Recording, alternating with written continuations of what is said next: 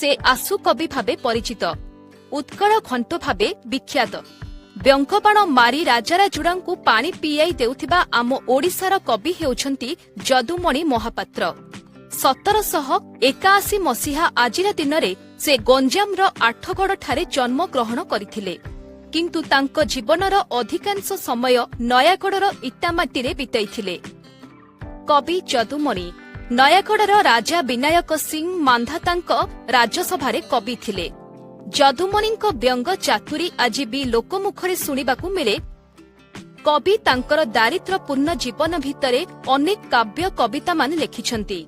ताहा मध्यरु प्रसिद्ध दुईटी काव्य हेउछि राघव विलास और प्रबंध पूर्णचंद्र। अंधराइजकू गली दर्पण बिकी, कंध हस्ते देली गोधन टेकी, खड़ा बोली नड़ा कली रंधन, कामुड़ा घोड़ा मुखे देली चुंबन। एही चर्चित व्यंग